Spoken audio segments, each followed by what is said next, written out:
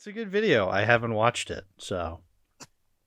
Let it be known that as I was watching it, the girl I matched with on Hinge earlier today finally messaged back, and I haven't said anything yet because I have to record this. But if nothing comes of this, it's entirely William Shatner's fault. Okay. That is the official story, okay? You can tell her and that. you can quote me on that. Okay. Oh no, he has that audio now.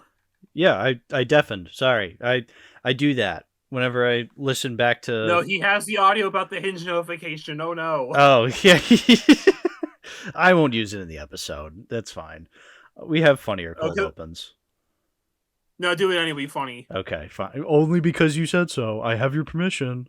And now I have it recorded because this is the second recording. All right.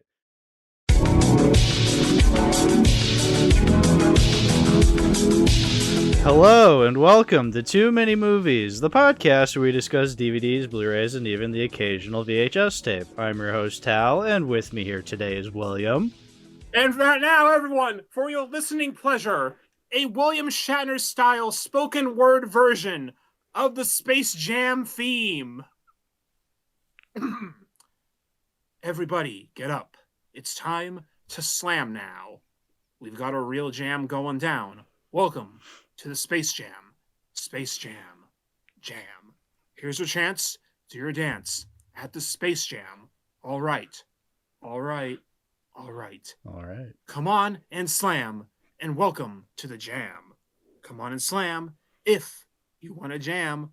Uh-huh. Uh-huh. Hey, you. What are you gonna do? Uh-huh. Hey, you. What are you gonna do? Hey, you. What are you gonna do? Uh-huh. Hey, you. What are you gonna do? Party people in the house. Let's go. It's your boy, J-Ski. Aight. So pass that thing and watch me flex. Behind my back, you know what's next. To the jam. All in your face. What's up? What's up? Just feel the bass. Drop it. Rock it. Down the room. Shake it. Quake it. Space. Kaboom. Just work that body. Work that body. Make sure you don't hurt nobody. Get wild and lose your mind. Take that thing into overtime. Hey DJ, turn it up. QCD, gone burn it up. Come on, y'all. Get on the floor. So hey, let's go. Hey, I. Everybody get up. It's time to slam now. We got a real jam going down. Welcome to the Space Jam. Space Jam. Jam. Here's your chance. Do your dance at the Space Jam. All right.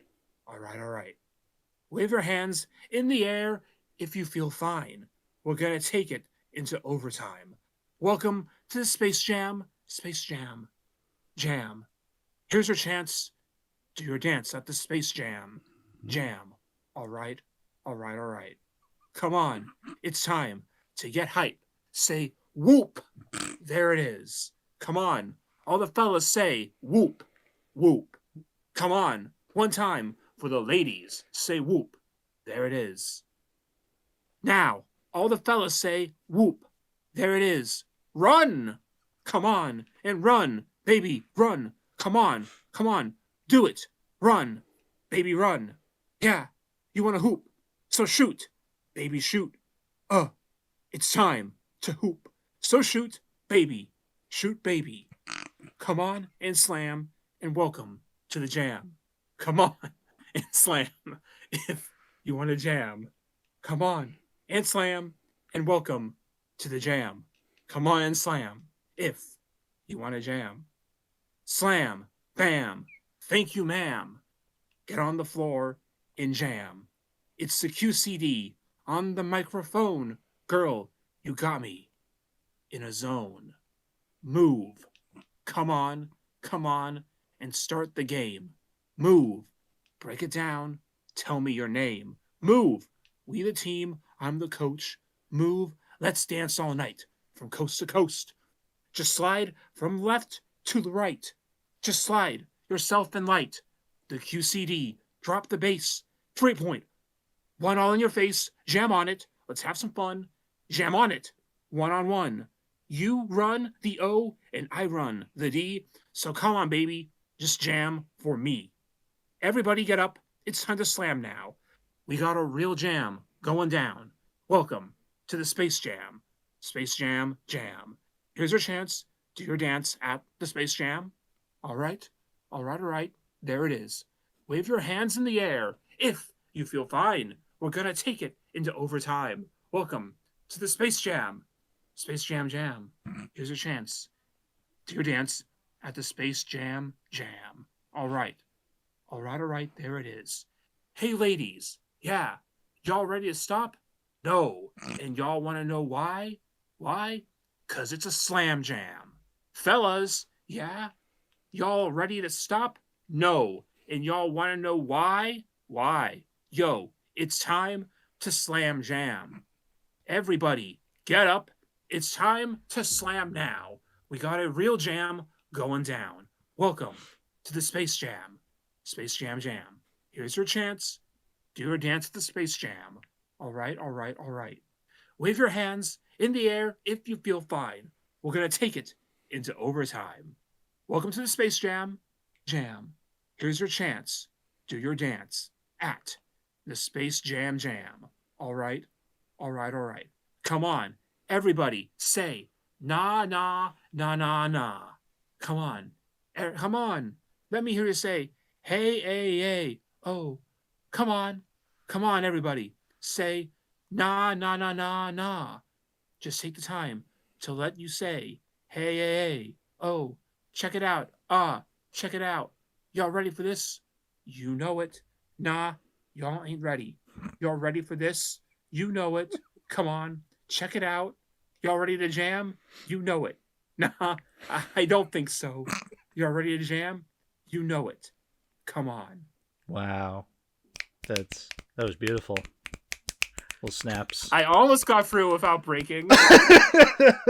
That's probably one of the hardest I've ever tried to not laugh. You could probably hear me snickering on the audio, but like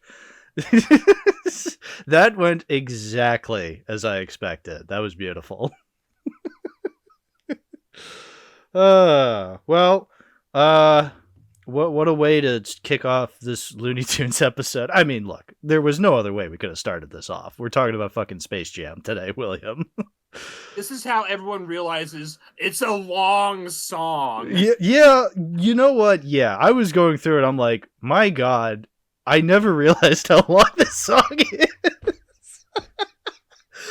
Because you only know it from memes half the time. Right, and a lot of and basically the lyrics are the exact same. You said like "come on and slam" or like "it's the Space Jam Jam" like 10 times. It was absurd after a while.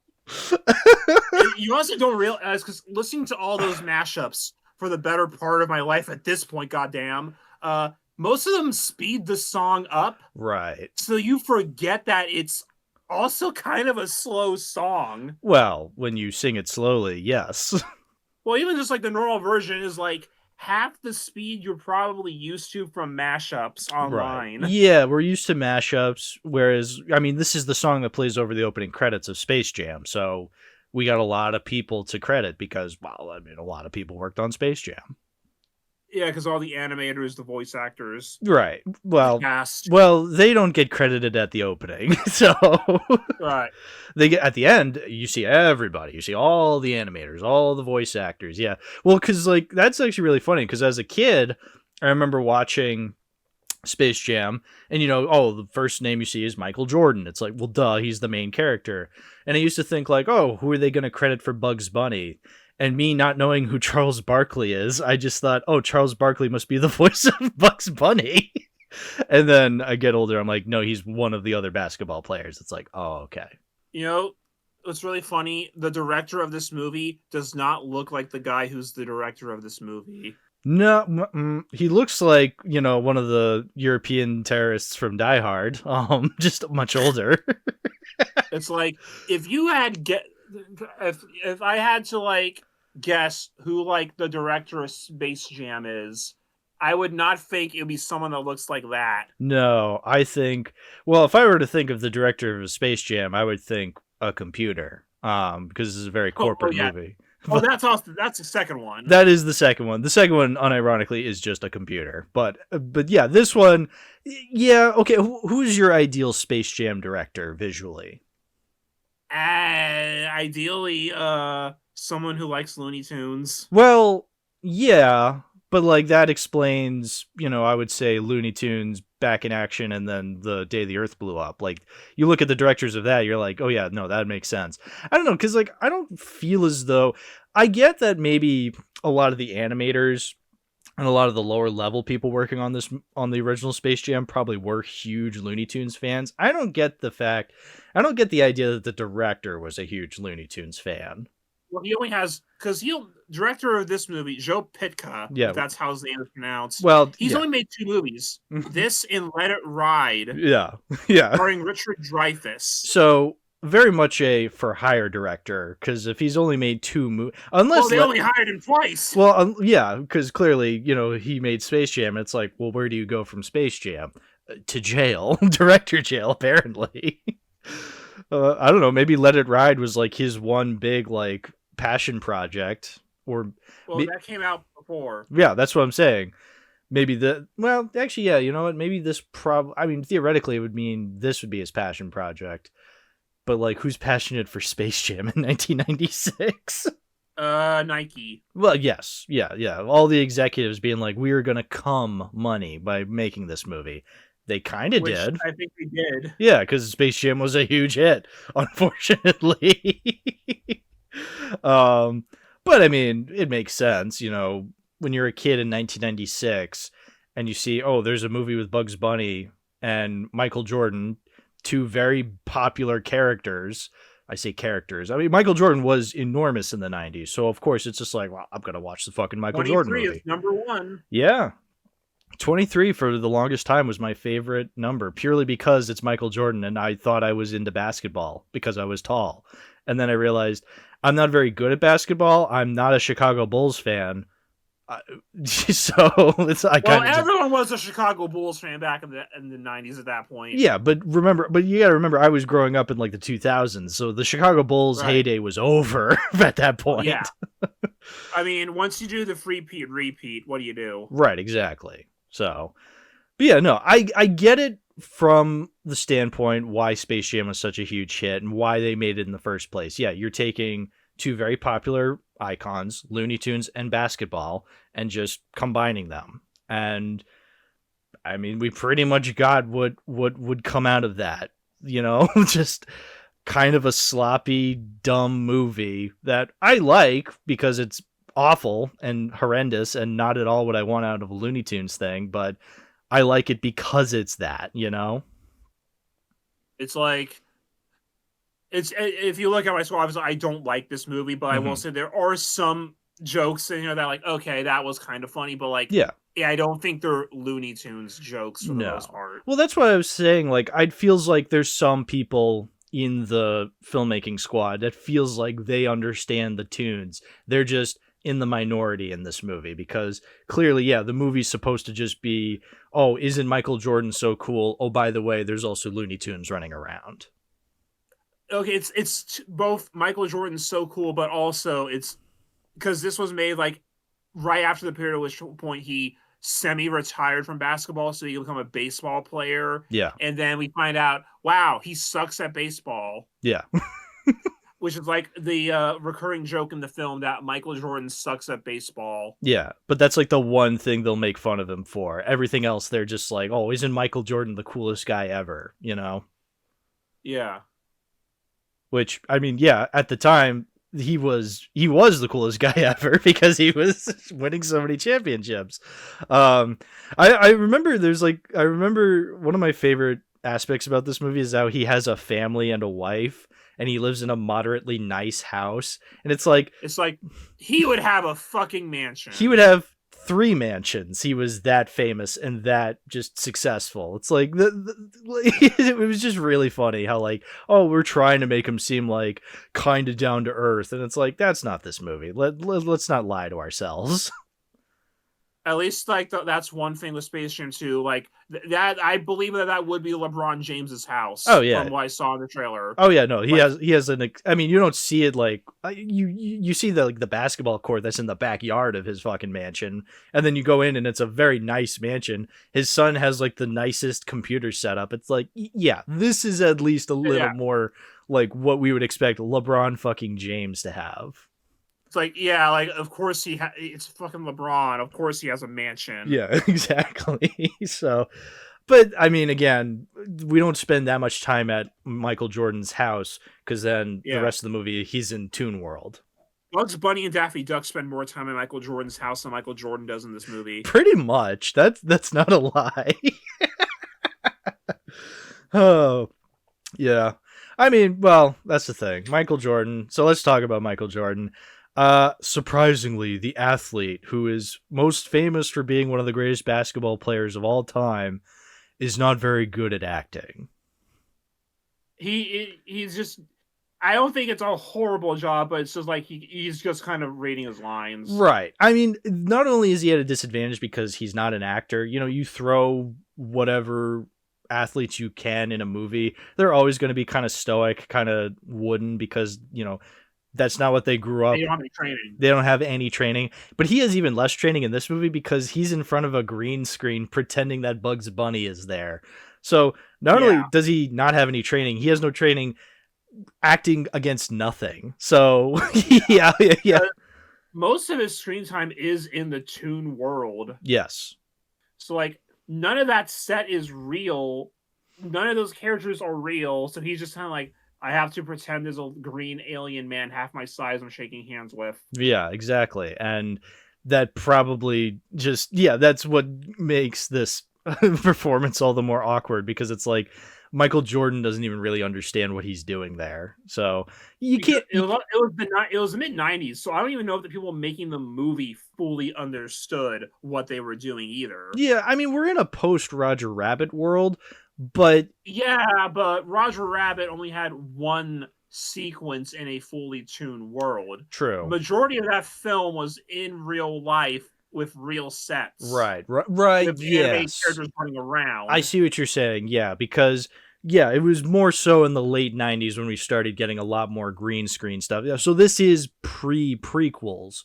So yeah, I get what you're saying. Yeah, that has more to do with the whole CGI taking over everything aspect. Yeah. Like the Wayne Knight CGI. Oh, lordy. Okay, that's like a really fun bit, though. It's like Michael Jordan plays himself, Bill Murray plays himself, Larry Bird plays himself, Patrick Ewing plays himself, Barkley plays himself. Wayne Knight does not play himself. No, he's Newman-esque, but yeah, he's kiss-ass Newman-esque kind of guy. Yeah.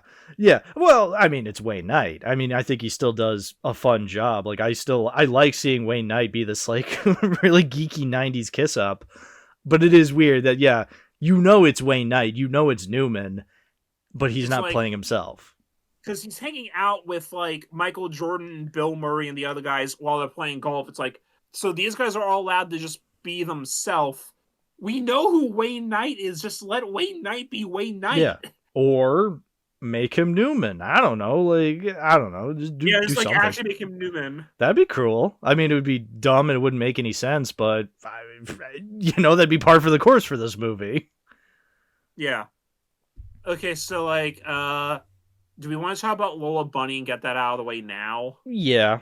We might as well. That's another big part of this movie is Lola fucking Bunny. It's supposed to be, because like as I'm watching the movie now here, I'm like she only shows up about an hour in. Yeah, she's not a big part of the movie. I mean, she's a memorable part of the movie for a lot of people. It's like she was hyped up, like she was like the big thing for like merch, and like I'm pretty sure like just like in general like she was a big deal. Mm-hmm. She's not even in the movie that much. I think that has to do with the fact that they're just being like, oh, we have a female Looney Tunes character, and so we want to like make her one of the major players. But then, you actually see her in the movie, and she's not really there a whole lot. And when she is there, it's just to be, oh, she plays basketball good. Oh, she doesn't take nothing from Bugs, and like there's really no character there. There's nothing there. Can you guess what talking point I'm about to use right now? No, but go ahead. I think Godzilla is in Godzilla 2014 more than Lola is in Space Jam. I think that's fair to say. I remember. That's fair. Da, da, da, da, da. William's predictable. Take that, normies. You sure showed them. He literally has the same amount of screen time in that movie that he does in most of them. I mean, yeah. Like, what were we just watching a couple days ago? Godzilla versus Megalon. Okay, well, the funny thing about that, though, is he probably does have more screen time in that just because he is literally only in that final act, but when he's the only thing on screen. Right. Yeah. Whereas, like, he is in it, like, the entirety of that last 20 minutes. Yeah. It's just, he's only in really that last 20 minutes. But he leaves a big impact, William. Remember, the tail sliding. That's hugely important. Much like how Lola Bunny wasn't on screen for long, but had a very huge impact on the online community. Yeah, I've seen the fucking doll that one guy made. Yeah.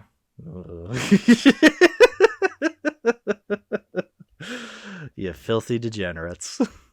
But then again, they were like, 6 when the movie came out? What else are they going to derive from it? Bunny lady, hot, apparently. And then they're in their 30s, and they still want to fuck the bunny lady. Hey, do it in your own time, in your own house. Just don't tell me about it, folks. I don't want to know. Especially if it's also the pig from the Bad Guys. Yes, especially do not tell me.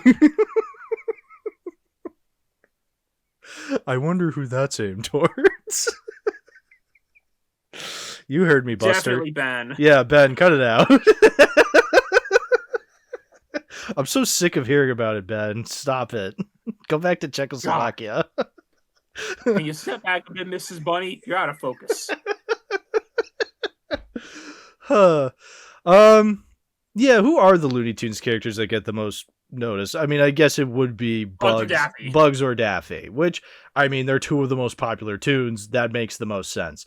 The starting lineup for the Toon Squad was Bugs, Daffy, Michael, Lola, and then Taz, which makes sense because in the 90s, there was a push for Taz because he had his own cartoon.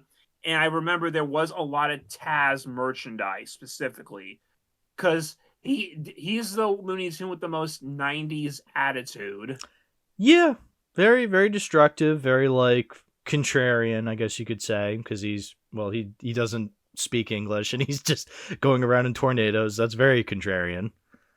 The early 90s was the age of Sonic and all the Sonic clones for video games. Yep, going fast. Has that same energy. He definitely does. Yeah. So it's like the fact that those 5 are the starters makes sense to me. I guess, like, if anything, otherwise you'd use, like, Sylvester or something. Yeah, Sylvester, Tweety. They throw Elmer and Foghorn Leghorn whenever they can for jokes. I've always liked this little detail. They don't have Marvin the Martian. He's the referee because, yes, he is a toon, but he's an alien as well. So he's kind of has to play, like, both sides and be the referee.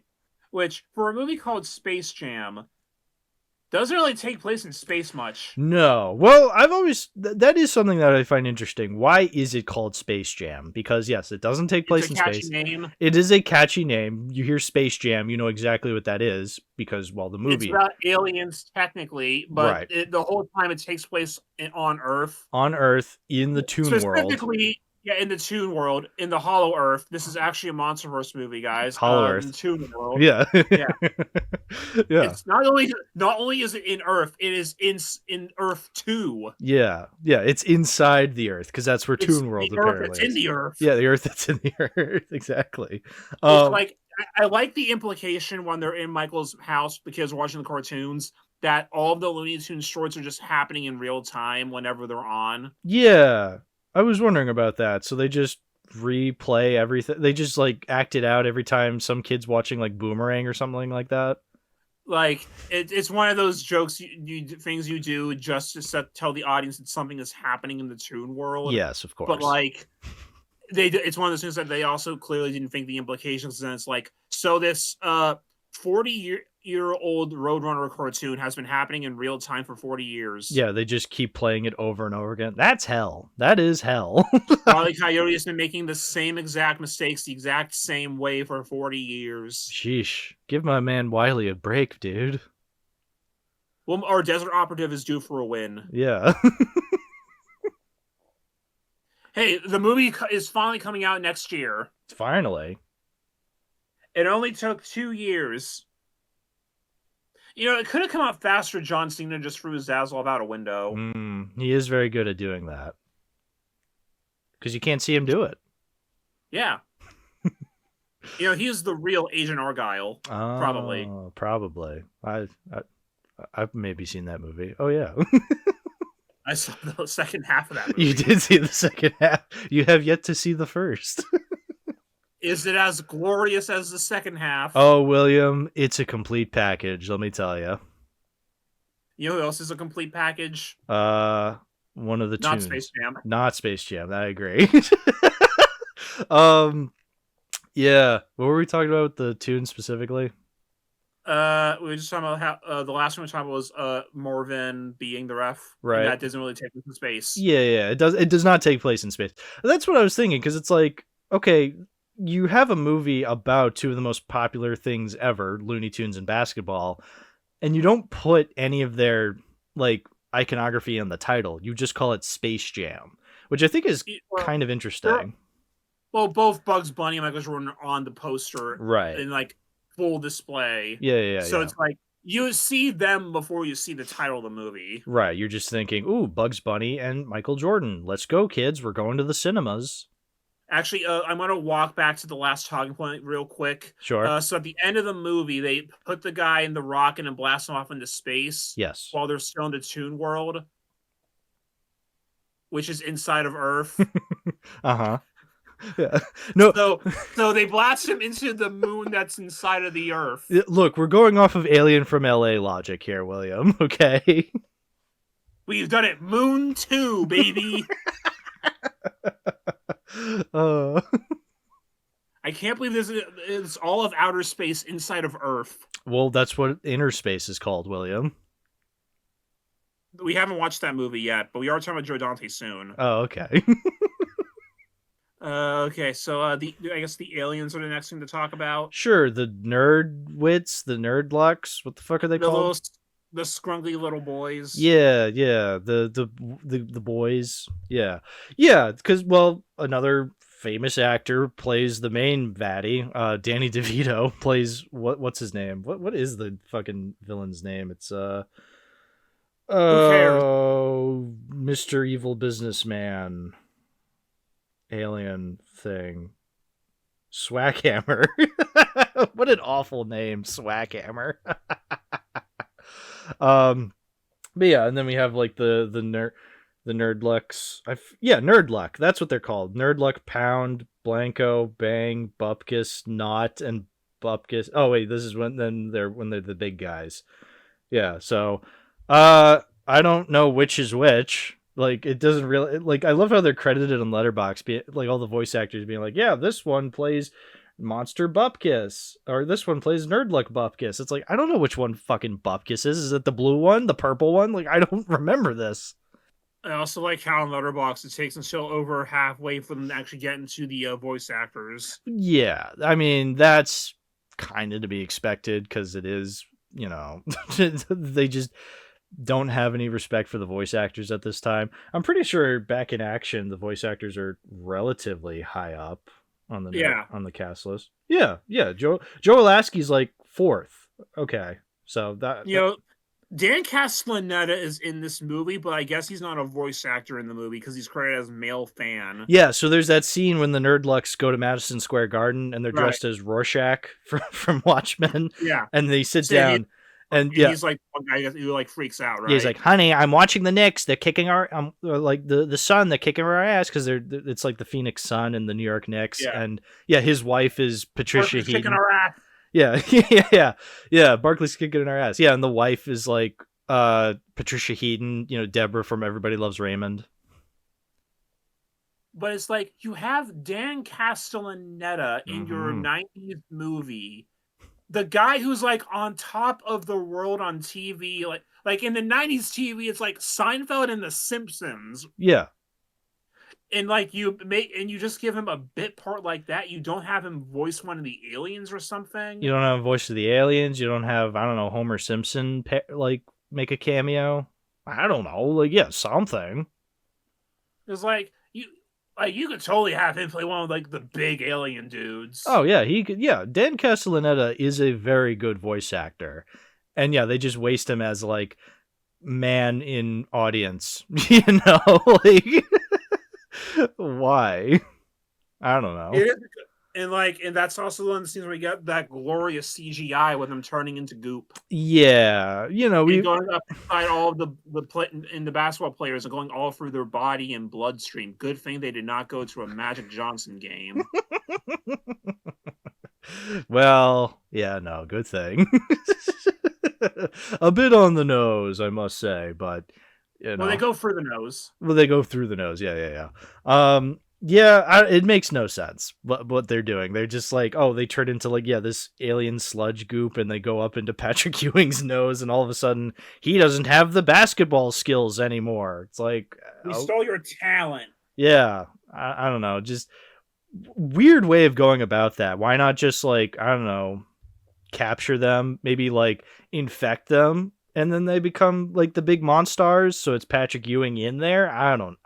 You know what? Why am I fucking critiquing Space Jam for this, you know? Because nobody thought about this in any fucking thorough way. The answer is they said it's a Looney Tunes movie, you'll think about it. Right, exactly. Yeah. But Which yeah. is technically correct. Yeah, so yeah. It's one of those things like it's fucking Space Jam. If you critique it, you lose. It's like Jason X. It's a good point. It's like, why are we trying to argue over Space Jam? Yeah, no, I mean, that's the thing is like, it's horrible. It's a horrible movie, Space Jam. It's dumb, but that's why I like it, is because it's so horrible. You know, it's just doing everything wrong. There's some things where I'm like, okay, that's kind of cool. Like, this is kind of a cool Looney Tunes movie. Like, I like seeing characters I like. But then they get like everybody in here at some point in a cameo. Yeah, you can see like the fucking hillbillies are there. Yeah, the hillbillies, the leprechauns that fucked with Porky that one time when he went to the haunted house, the Dover boys I pointed out. You know, you see Michigan probably in there somewhere. Somewhere Michigan J. Frog is dancing when Pump Up the Jam is playing, and that was a real clash of decades. I had to think about that. Like, Michigan J. Frog is dancing to Pump Up the Jam. They got Pete Puma in there. Yeah, they got the mice who talk. Right, yeah, they're the announcers. Yeah. They put fucking what's his name? The little sweet mouse that Chuck Jones made. Yeah, I'm not as familiar with that one, but I recognized what they were doing. Yeah, and then just so they could beat the shit out of him. So they were doing something right. But yeah, no, but yeah, Space Jam. It is hard to critique, but like, you know, something like the effects, I feel like you can critique because, like, Jesus Christ, we were talking about how like that sweet CGI when they infect Patrick Ewing and Charles Barkley, when they turn Michael Jordan into a basketball, that was freaky. And then yeah, I mean the freakiest effect, we mentioned it earlier, is when Newman fucking inflates. So what a disaster that looked like. I mean, for the time it was probably fine. But geesh, it's not been kind these 30 years. Yeah, a lot of CG effects from that era just have not aged well anyway. Right, yeah. Depending on the movie. When did CG get good? I mean, CG, it depends. Because, like, you know, I feel like I'm talking like as a whole get good. Because, like, yeah, like you have like the Peter Jackson stuff that still looks good to this day. Right. But that's like the top end. Most stuff was not that top end. Right, yeah, no. I feel like sometime in the 2010s is when CGI got quote-unquote good. You know, it definitely got generic, where, like, you know, you watch a movie, and it's not horrible. Like, I don't think I could really say a lot of CGI is horrible looking now. It's just, I don't know, there's no soul to it, so it just kind of looks... like a computer. everything looks bare minimum good at this point. So it's Right. like there's no wow factor. You're not impressed by visual effects anymore. Yeah, yeah. I guess the one outlier would be the Flash, where it's like, Jesus Christ, what are you doing? But, Right, but like that's an outlier.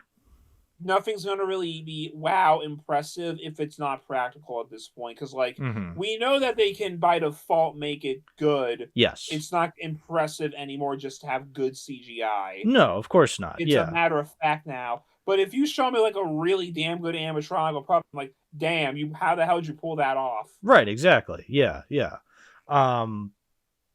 Yeah, no, I just completely agree with that. There's nothing more to say. And it's not like we're saying practical by default better, because like No.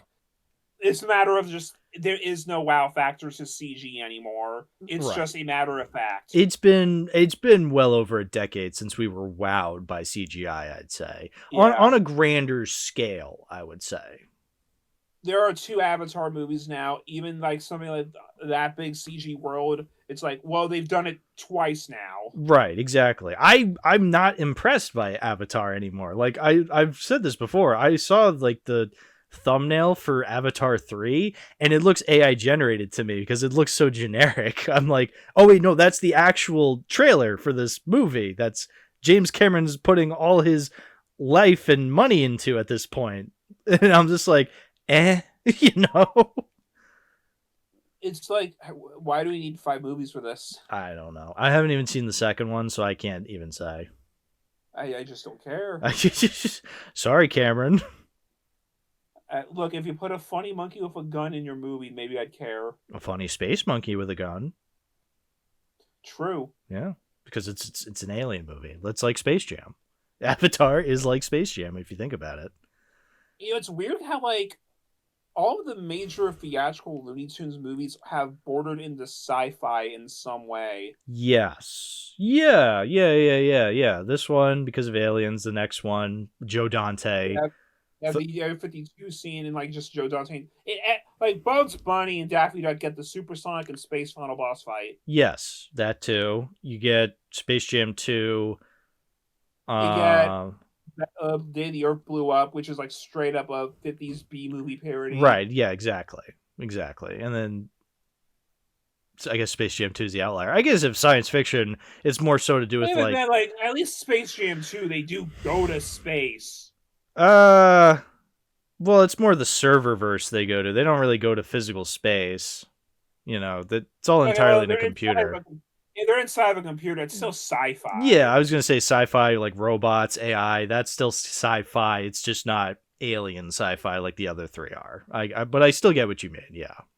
Maybe that's why they didn't release Coyote vs. Acme. They forgot to go to space. I mean, come on. There's got to be at least one scene in that movie that has Wile E. Coyote flying out into space. I mean, I Will Forte and Wile E. Coyote shaking hands and going super form so they can defeat the evil John Cena or something. I just got a notification from our group chat. Davis just said he overheard someone just randomly on the street saying, "Hey, what's a magazine?" This has nothing to do with anything, but like, my God. Yeah. How old? They still sell them at Barnes and Noble. Yeah, I was just at the grocery store today and there were magazines at the cashier. Yeah, like, was this person a fetus? Like, tell Davis we need more information.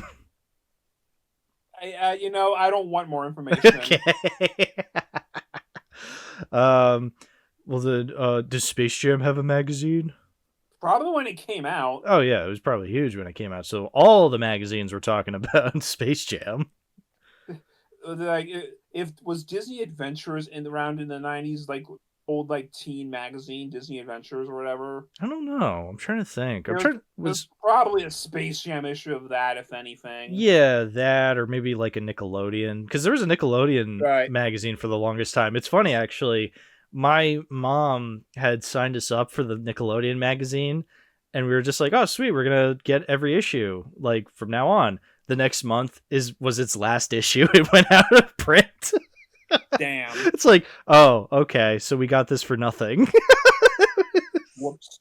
Yeah. First issue was November 12th, 1990. Right. There was probably a Space Jam. Yeah, talking point they somewhere. probably had to mention it at some point. It's an animated film, half. Because, like, I'm pretty sure they talk about things other than just Disney movies. Right. They've probably talked about other animation things. Right. Okay. Include independent comics of Illinois Disney Company itself. These include comics such as Lego Comics, Nervous Rex, excerpts from Bone, which cut out the family unfriendly scenes, short stories from the Simpsons comic book. Okay. Which notably two stories are actually published in Disney Adventures before being printed in the Simpsons comics itself. Interesting. Yeah. So I have to imagine at some point they talked about Space Jam. Probably would have had to talk about Space Jam. The Nickelodeon magazine, if it was around back then, probably would have talked about it. Right, yeah. Yeah, they have every cover here in this one. Let me see. Let me go to sometime in 1996. Yeah, there's a cover of Power Rangers, the cover of Batman Forever, Ace Ventura, the Mask cartoon, James and the Giant Peach, Flipper, Spy Hard, two Hunchbacks. Oh, interesting. Aladdin, Goosebumps. Okay, I don't see Space Jam on the cover of any of these, but like I'm sure that it's at least talked about in the what is Godzilla doing? Oh, right, 98. Oh. But it's like the actual Toho Godzilla design, just colored green. Oh, interesting. No, hang on. What was this? Okay, this is hilarious. Okay. This I need to show you because of what's on top of the magazine, the banner. Okay. Hey guys, Citizen Hal here. Just stepping in here to tell you all listeners, but this is mostly for audio listeners. The next 10 or so minutes of the episode are going to be kind of visual based because William had the bright idea of posting Disney Adventures magazine covers, and we're just basically just naming off all the characters on there. So I guess you can listen audio only platforms, but if you want to see these covers, you want to go over to YouTube or go to the Spotify upload that has the video form. I'm just hopping in here to say, hey, the next 10 minutes, it's just going to be us like listing off characters on magazine covers. So if you want to see them, go to YouTube to see them. But if you want to keep listening on Apple Podcasts like a filthy fucking asshole that you are, keep doing that, I guess. Fucking asshole. Fuck you. Shut up. All right, that's it. Bye. Okay, let's full screen this. Okay. What's next for Leonardo? What is next for Leonardo? New Doug comic. Oh, hell yeah. I could use a new Doug comic. That CG ass Godzilla, 90s Godzilla. Godzilla rules. What's next for Leonardo? What's next for Leonardo? Godzilla. Godzilla's next for Leonardo.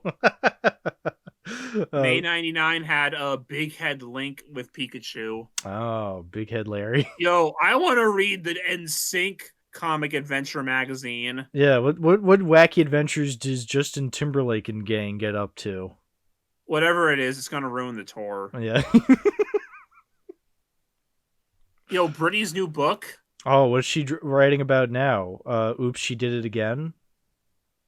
Maybe. I just like seeing like 2 issues about Atlantis in a row and then fucking Aaron Carter. Oh, Aaron Carter. Yeah, and the background is blue because that's where he came out of. Oh. Dubba-dee-dubba-die. That was an Ultimate Showdown reference, you cad. I'm sorry.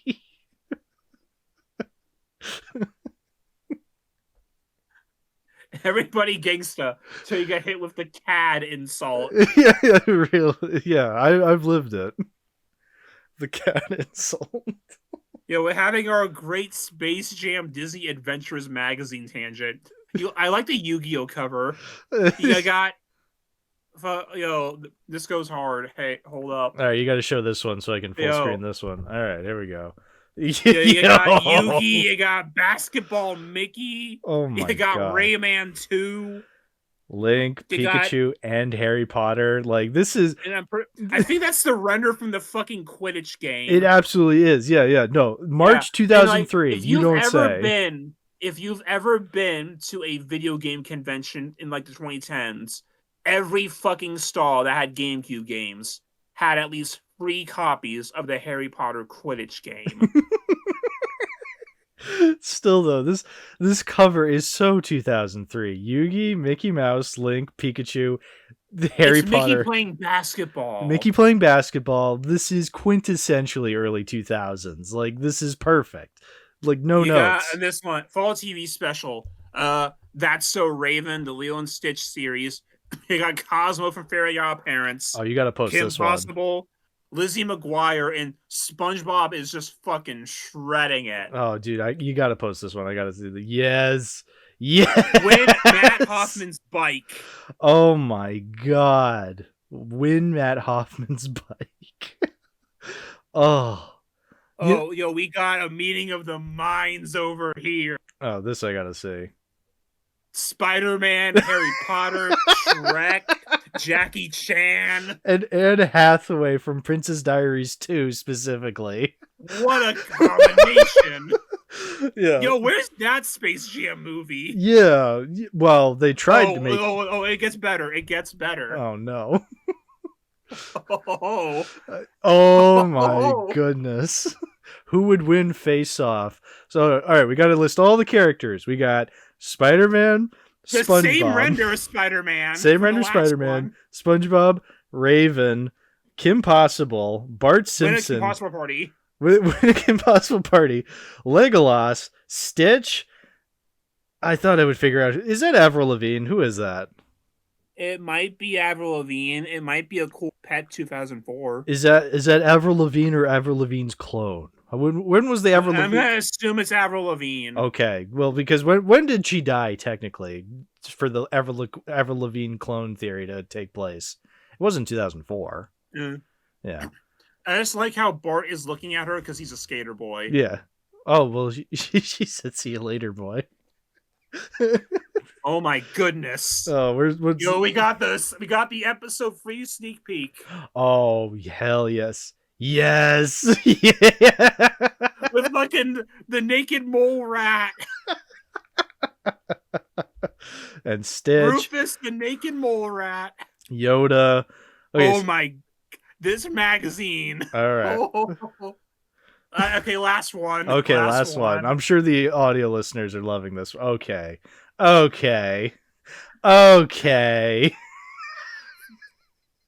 the Disney Adventures rabbit hole. Okay. So Phil of the Future, that's a reach. Yeah. Christian Bale Batman specifically. Raven Simone once again. Jesse McCartney. Mm-hmm. Hayden Christensen and Carrie Underwood. Yeah. Top 40 stars, Batman. I mean, Batman's one of my top 40 stars. I wouldn't say Raven Simone, Jesse McCartney, or Carrie Underwood are up there. Maybe Phil of the Future, but I would say Anakin and Batman are top of my 40 top stars. I want to know, when did Disney Adventures end? Yeah, that's a good... I'd like to know that too. May 2011 looked like the final issue. At least that's the last one they have on here. You know, that makes sense. I feel like... Maybe it's not the last one, but like it's the last we have a cover for. But these magazine covers seem very 2000s, so like 2011, it's like, all right, we're out of here. Let's move on. Because that's Tangled. Right, yeah. Yeah. I like this super fucking word art one they have for 2006. You got... I think this is like in the lead up to the Simpsons movie, maybe. Even though that wasn't out for another year, actually. Never mind. No, wait, this one's for the Simpsons movie. It has Harry Potter with Bart naked. Yeah. Yeah. Yeah. Naked. Epic win Nintendo DS. That is peak 2007 is Harry Potter and naked Bart. Okay, that's all anybody talked about in 2007 was Harry Potter and naked Bart Simpson. Yeah, it's Lizzie McGuire. No, that's not Lizzie McGuire. That is... No, it's Hannah Montana. I'm dumb. Hannah Montana, Harry Potter, Bart Simpson, Optimus Prime. Yep. You just basketball guy. I don't know. Mario and Luigi. let me see. Avril versus Fallout Boy. Avril's clone versus Fall Out Boy. All right, let me see here. Okay, yeah, Hannah Montana, Naked Bart, Harry Potter. I don't even know what the fuck is it. Booming Boomers basketball tips. What the fuck? I know I said last one, but I'm saying this one too. This is like goddamn. Yeah. Wicked pranks, cheats, gags, jokes. Oh, okay, this is the last one. Here we go. All right, Goku, Pikachu, Homer Simpson, Kim Possible, Hugh Jackman Wolverine, How to Draw Manga, and Chicken With Cartoon Little. Dave. Cartoon Dave and Chicken Little. How to Draw Manga with Cartoon Dave. Oh, he's gonna draw his boys. Go Tamagotchi crazy. Oh my god.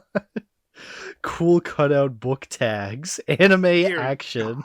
God. Dear God. Oh, you can win a $30,000 trip to Scotland. Hey guys, hey, it's me, Goku. I'm in Scotland. Oh my goodness. Huh. I think this is one of my favorite tangents we've ever gone on. It's just looking up Disney Adventures covers. Just on the chance they talked about Space Jam, which they probably did. I have no proof of it, but they probably did.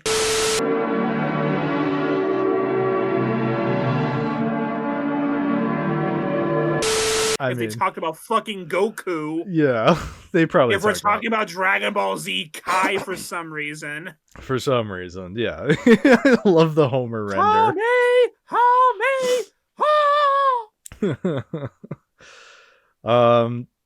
So Space Jam. Is there anything we have to say? I mean, we just went on a 10-minute tangent about fucking Disney Adventures.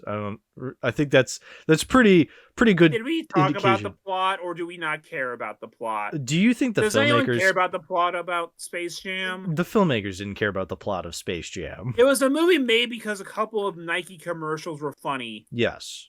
And then people went and saw the movie and they're like, "Oh, this isn't that funny." But then, then all the kids saw it and they have nostalgia. So we get to make a sequel now, 20 years later. Right. But we're not talking about the sequel because that's next episode.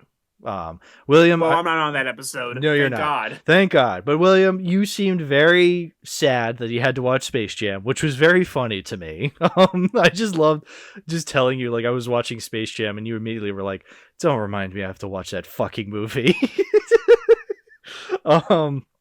But I was Sideshow Bob stepping on a rake. You really were. Yes, you were. Exactly. But so it's okay because you also, the way you prefaced this episode to me was, hey, do you want to talk about Looney Tunes back in action? Monkey's Claw Pearls. You also have to watch Space Jam. Yes, that's it. Yeah, exactly. But speaking of Looney Tunes back in action, I made up for it. I let you watch Hey, speaking of, I didn't bother recording, so this is all your audio. Bye, bud. Yeah, okay. Deal with the robot noises, bitches. That's okay. But yeah, I made it up to you, William. We're talking about a Joe Dante film, one that's actually pretty good. So, Looney Tunes back in action. I think it's... how many Joe Dante films have you seen? How many have I seen, actually? Let's see. You say one that's actually pretty good, but like, how many of them have you actually seen? Well, I'm just reminding you that it's pretty good. I think you've liked all the Joe Dante films you've seen. I have. I'm just saying. No, I'm just saying because Space Jam sucks, whereas this one's good. That's the difference. You phrased it like it was the Joe Dante thing. No. I'm a big fan of Joe Dante. What have I seen? Gremlins. You're also a big fan of Dick Miller. I am a huge fan of Walter Paisley. Thank you very much. Yes. He is in this movie for a little bit. Oh, I was so happy to see him. I love seeing Dick Miller show up in movies. I'm just like, Walter Paisley. It's so much fun. Yeah, I've only seen 3, not technically 4. I just haven't logged Explorers, but I watched Explorers when I was a kid. But I have seen Gremlins back in action and Piranha. That's my Joe Dante filmography. I'll get to Gremlins too. I'll get to The Burbs. I'm getting to the Twilight Zone, the movie. I just got to finish Twilight Zone, the show. I feel like you'd like Matinee. Matinee is one I definitely want to watch a lot because you've talked about it and it sounds like right up my alley. Yeah, I think you'd like Matinee quite a bit. Yeah. So I'm looking forward to that. But we're here to talk about Looney Tunes back in action. I think it's universally agreed upon that this is way better than Space Jam. Like, I know I see a lot of reviews that are just like, how come people like Space Jam more than this? It's like, nobody thinks that. They don't. Space Jam's more popular because people went and saw that in droves because it was, the 90s. Whereas here, this one, I think it's universally agreed that this is the best one. It didn't do well in theaters, but I think it did better on DVD and like on reruns. Yeah. I didn't see this in theaters, but I remember watching it as a kid. And I think I watched this one more than I saw Space Jam. Like, I watched Space Jam when I was a bit of an older kid. I definitely watched this as a younger kid. I had the DVD in the old snapper case when I was a kid. That's the DVD I have right now. I found it at Bull Moose for like $3, and it worked. Do you know how happy I am? I'm, after months of being disappointed by the Superman collection, now where the DVDs didn't work, and now I have an old DVD and it worked the whole way, not a single scratch. I was so happy, and especially because it's a movie I actually fucking love, so that was nice. Now, I think like the big thing is that this movie very famously had a really shaky development. Yes. I mean, when you watch it, it's pretty apparent. Yeah, like, it's better than Space Jam, but it's very clearly compromised. Right. It's very messy. A lot happens. It's a very, compacted movie. There's a lot going on in this movie, which is not inherently a bad thing. I think it's able to still be entertaining throughout, but it is hard to really pinpoint it as I don't know, the pinnacle of Looney Tunes cinema. For a while, I would argue that, but now we have The Day the Earth Blew Up.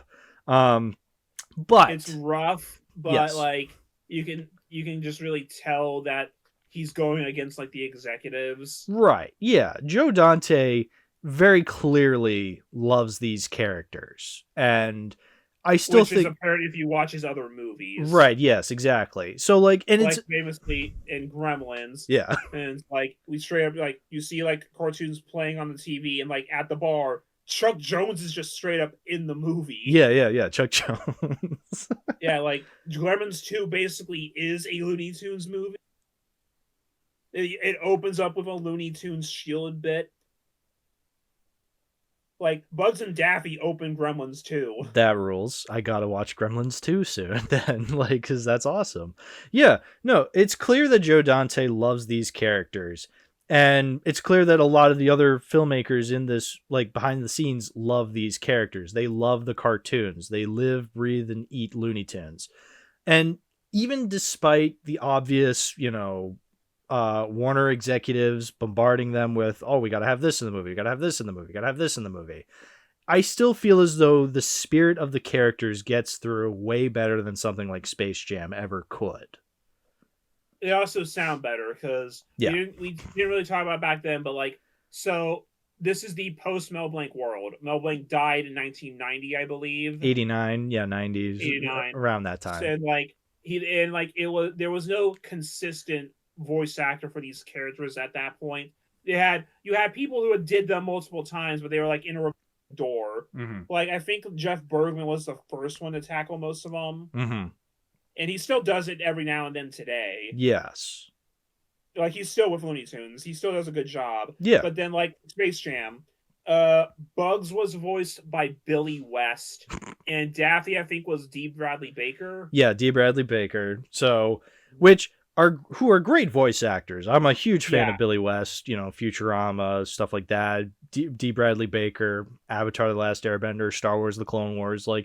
He's also Olmec in Legends of the Hidden Temple. Right, yeah. These are great voice actors. We're not knocking them. They are a little shaky as the characters. Yeah, it was not a I think does a better job as Daffy, but I think Billy West as Bugs, I can tell that I don't hear Bugs Bunny. I hear Billy West doing a Bugs Bunny impression. Maybe there is no intelligent life in the univoice. It's all right, tone it back a little bit. Yeah, no. So then it's weird. I think it's not as bad as it could be.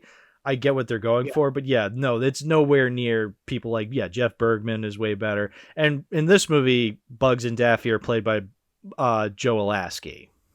Who does a lot of work. Like, Joe Alasky's probably the main Daffy of that era, because, like, I know, like, he did Daffy in, like, the Duck Dodgers cartoon. There was that Christmas special that he was Daffy in. Okay. I think Billy West was Bugs again in that, if I remember.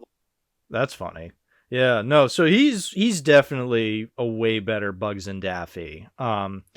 And which is really funny because this is really funny. So at the beginning, when Daffy's getting fired and they have like all his stuff from his office, he has a picture of him with Richard Nixon, which is already hilarious.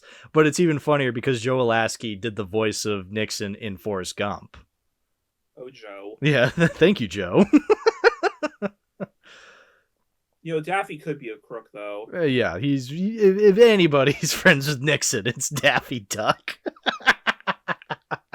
It's like people who say, even people that don't really like the movie that much, agree that like the beginning of this movie is basically perfect. Oh yeah, no, You just have all the cartoon characters interacting with like the real people as if they were actually just working actors. Right. Like there's been the lunchroom where like you have Shaggy and Scooby chewing out Matthew Lillard. Great bit. I love that. You have the bit where Porky and Speedy are like complaining about having to be politically correct. Yep. Mm-hmm. You have Michigan J. Frog who like pops a boner when he sees Bugs put on the dress. And then you see the guy, it like cuts away and then it cuts back and you see the guy putting Michigan J. Frog in the box. Yeah, and like you have like Ralph the wolf and the dog beating each other up in the table behind them. That was great. I love that so much. Yeah. Yeah. That's the thing. Yeah, you get the feeling that like the opening is like, again, but we are introduced to Brendan Fraser's character, and you know, even his scenes are really funny because he interacts with Dick Miller, Walter Paisley. Yeah. You get Dick Miller. You see like the stunt guy. Like they have also the one buff Looney Tune dude there. Yep, that's great. And it's like his dad is Timothy Dalton, who is doing not James Bond. And like, oh, his dad was their biggest star. He could get him a job whenever he wants, but he wants to earn it. So he wants to go through earning roles by getting a stuntman first. Which, hey, good on him. You could also just get a role, but whatever. Whatever, yeah, you know. And like you have like just other Looney Tunes just walking around the lot all the time, and it's like, yeah, I kind of like wish they took more advantage of this in like, because Cartoon Network did the same thing with the Sin City stuff, and it's like, I kind of just want a whole movie where like on the lot with these guys doing this. Yeah, and you definitely, because I feel like that can be very tricky because then you go into Space Jam 2 territory where it's like, oh, we just have all these characters that are references. But the big difference is, again, Joe Dante and all the other filmmakers are huge Looney Tunes fans. They adore these cartoons. And so they're doing these jokes with love and compassion, and they actually understand the cartoons that these derive from. Whereas in Space Jam 2, all the cartoon characters are in places that make sense for them to be there. Exactly. Like Pepe Le Pew's in France. Yep. Yosemite Sam and the Cowboy Guys are at a cabaret show in Vegas. Yeah, that's great. Makes sense. Yeah. Like Coyote Road are in the desert because they're in the desert. That's what they do. Yeah. Marvin the Martian's at Area 52 with all the other the sci-fi creatures. And it's like, even on the lot, like the buff dude's like at the stunt tryouts because like, yeah, that's the job he would have there. It's like if they made a movie like that, it's like, yeah, Fred Flintstone would be in both this and Space Jam 2. The thing is, the difference is that he actually would be relevant here because they would put him in somewhere where it makes sense. Right. Instead of... It would just be in the background, just being there. It's like, yeah. Oh, cool, it's King Kong. What's he going to do? He's going to sit and watch the game. Yeah. Okay. That's exactly what happens in the movie, yeah. It's like, you know, if you're going to put him in there, I want him to do something. It's like... Right. Like they would totally just have like a joke in the parking lot, like Fred Flintstone is a valet. That's funny, yeah. Oh, and no matter the car, you always see his feet at the bottom of the car. Yeah. Like even if it's a car with a bottom, like that would be funny. So everyone has to get like an insurance claim because Fred Flintstone broke their car. That's hilarious. Yeah, that's great. We just came up with that. Yeah, do that. Yeah. Huh. Yeah. No, and yeah, oh, we got to talk about, probably the funniest part of this opening 5 minutes, and that is when, you know, Brendan Fraser's chasing Daffy and they end up on the Batman set. With the world famous Batman director Roger Corman. Obviously, as a child, I have no idea who Roger Corman is, so I don't get this. As an adult now, rewatching the scene, it is perfect. It is so fucking funny.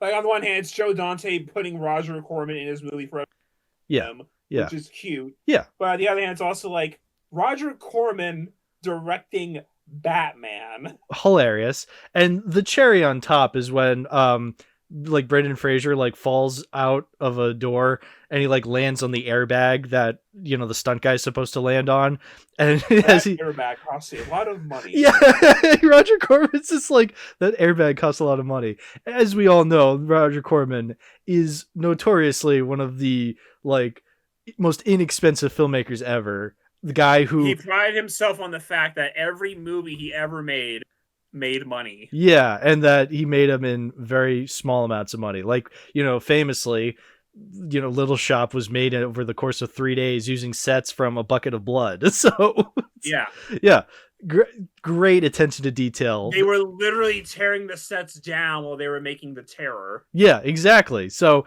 fantastic joke. Like, again, something that I would never have noticed as a child, but as a film geek that is a huge Roger Corman fan 20 years later, it's like, okay, that's hilarious. Just the concept of Roger Corman directing a multi-million-dollar Batman movie. Yeah, I would love to see that. It would be terrible, but I would love to see it. We're going to, instead of using face paint, we're going to just put Jack Nicholson in a cave for 5 months to see how pale he gets. Roger this will save us $12 in the long run. Yeah. So, oh my God, we're going to reuse the score from Rat Race to save money. Rat Race. We cannot afford Smash Mouth, however, so we're going to use a MIDI. Very good. Yeah. Yo, I just want to see the Roger Corman Batman. Yeah. I mean, we saw it for like a little bit, but no. Was that just the Batman Begins suit? No, it definitely wasn't the Batman Begins suit, because that was not the Batman Begins Batmobile. That was like the Burton Batman, because this is before Nolan took over. So like, this was what, 2003 was when the movie came out, so they were filming in 2002. Right. So people were still more familiar with Burton and Schumacher Batman. So like, I'm pretty sure that would have been like the Burton / Schumacher like okay, because I wasn't sure like if like the Nolan trilogy would have been at least in development. It was absolutely in development at that time. I just don't know if they were filming anything yet. So that's why it's just like, okay, what do we have for Batman? The Burton Schumacher style of Batman. Also, the water tower was so poorly enforced that one car tipped it over. Mm-hmm. It's from years of abuse from the Warner Brothers and the Warner sister. I will say that is like one missed opportunity. You should have had Yakko Wacko out of it when it fell over. Yeah, I'm surprised they didn't. You don't have to focus on it, but just have them fly out of it. Yeah, I don't know. You get like Wacko in like scuba gear. That'd be funny. Dot has water wings. Yeah, I guess the joke they did do with that is that Bugs Bunny's floating in Jenna Elfman's car, and he's just like, "Look, I found Nemo." Which, ballsy joke considering it's a Warner Brothers movie. Yeah, it's a blink and you'll miss it. So, Brendan Fraser, hot off the Mummy trilogy. Mm-hmm. DJ Drake, son of Damian Drake. Yeah, I get it. I think that is definitely a studio mandated. It's like, okay, well, it's a Looney Tunes movie, but we need a main star to attract people. This movie was under development hell, which you kind of know from the Trouble production, but even before then, just getting a movie off the ground took a while because they wanted to make a sequel to Space Jam immediately. Right, yeah. So they had multiple ideas for what they would do, and this is eventually what they landed on. But first, I think they had 2 movies in mind. One was called Spy Jam, and one was called Race Jam. And the bits were, I think for Spy Jam, it was Bugs Bunny teaming up with Jackie Chan. Okay. It was supposed to be a spy movie, obviously. Right. Okay, that's not terrible. Like, we could have had Bugs Bunny and Jackie Chan. Yeah, that would have been awesome to see. Okay, yeah. So, okay. I'm on Wikipedia now. So, first, involve a new basketball competition with Looney Tunes and a new villain named Berserko. At some point, they decided not to do that, and then they put multiple subsequential sequels. Spy Jam with Jackie Chan, which would eventually become this movie because it is kind of a spy movie. Yes. They wanted to do Race Jam with Jeff Gordon. That's which right. is referenced in this movie because Jeff Gordon gets a cameo during Vegas. Yes, that's right. Golf Jam with Tiger Woods. Mm. And at one point, Skate Jam with Tony Hawk were discussed, but none of those ever came to be. Okay. I mean, I'd watch all of these, but yeah, I can see they probably would have fallen flat on their face. Well, eventually Spy Jam did become back in action. Right, yeah. Just with Brendan Fraser and not Jackie Chan. Yeah, which, here's the thing, like, if we're being forced to have a human co-star to Daffy and Bugs, I am glad it's Brendan Fraser. I think out of all three human co-stars we've ever gotten with these Looney Tunes movies, Michael Jordan, LeBron James, Brendan Fraser, I think Brendan Fraser is the best one. For obvious reasons, he's the only actor of those three. But also, I just think Brendan Fraser does bring this likable charm to the movie. He is funny. Like, you watch him, you're just like, this is a funny guy. I like him. I like this character. I like this actor. I want to see him in more stuff. And, well, he punches himself at the end of the movie. Yeah, that was great. That's a great gag. And I think maybe you could make other actors work here, but I really do think using Brendan Fraser was a smart idea. I think he works well he works well with, like, you know, the cartoons who aren't actually there. You know, he actually voiced Taz in this movie. That I was shocked by, but then I listened, I'm like, okay, he rules. He's great as Taz. I will say, like, what's weird though, you know, if they did Spy Jam and Jackie Chan, like, on paper that could work because Jackie Chan does do slapsticky fights. Yeah. So, like, that could work. But then you think about, like, they would absolutely tone him down. Yeah, that's the thing. Like, Jackie Chan, yeah, when you think of, like, him at his best, you're thinking Police Story. And yeah, even he got to really shine in Rush Hour. But I feel as though, yeah, with especially if it's, like, you know, something, a kids movie, Looney Tunes, it's like they're not gonna let him do as much action as he would want to do. Right. Like, sure, Jackie Chan, like, throwing an anvil on someone would be funny. Mm-hmm. But they wouldn't let him do it the way you want to do it. Exactly. Yeah. So I think, I'm glad they went with Brendan Fraser. I'm glad they went with Joe Dante. I think even though it's messy and rough and it's being held back a lot, I think the overall picture of what we eventually got, I much rather prefer. I think it is, like, best case scenario when it comes to, like, studio interference and trying to get something that's very close to the spirit of these characters. It's just that we also have to put a Walmart commercial in half. Yeah, and the movie tries to be, like, quirky about it, where it's just like, what is this? You don't see them going in the Walmart. They just walk in, walk out. Yeah. With hashtag product. Yeah, it is weird, though, because they try to make it seem like they try to be meta about it, because then there's that part where, like, Brendan Fraser turns to Jenna Elfman, who's, like, one of the Warner executives, and it's just like, oh, is this your idea? And she's like, the audience expects it. It's like, okay, so is this the movie, or is this a joke? Like, it's there for a joke. Too much. Yeah. They said too much. Yeah. They said too much. It could have worked better as a joke if they explained the joke. Yeah, because which makes it no longer a joke. Yeah, because then Daffy's just like, oh, look at the low prices galore. It's just like, all right, we get it. Like, if you have one or the other, you can have the Bugs and Daffy banter about it, or you could have Brendan Fraser and Miss Hot, or whatever her name is. It Kate Hot?